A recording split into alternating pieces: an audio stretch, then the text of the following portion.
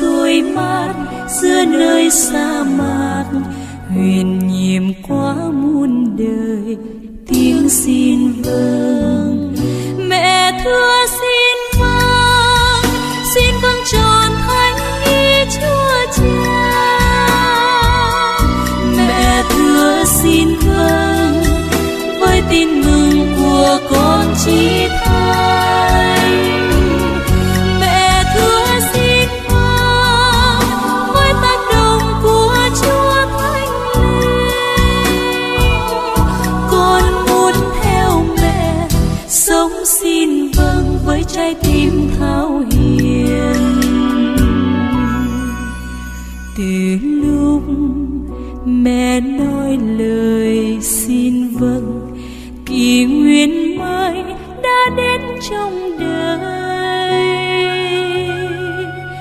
Dịu dàng như làn gió mát giữa cơn nắng hạ, huyền nhiệm qua muôn đời tiếng xin vâng. Mẹ thưa xin vâng tròn thánh ý Chúa Cha. Mẹ thưa xin vâng với tin mừng của con chí thánh. Mẹ thưa xin vâng với tác động của Chúa Thánh Linh. Con muốn theo mẹ sống xin vâng với trái tim thao hiền.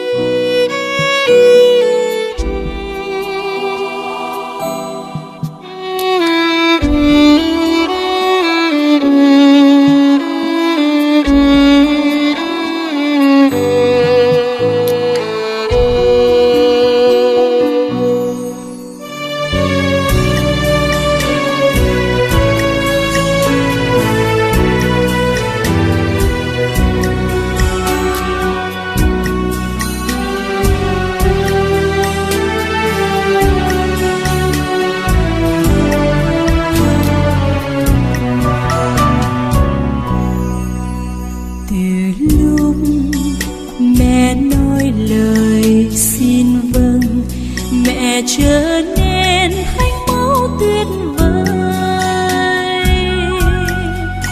Nhờ mẹ ngôi lời Thiên Chúa đến với nhân loại, huyền nhiệm qua muôn đời tiếng xin vâng.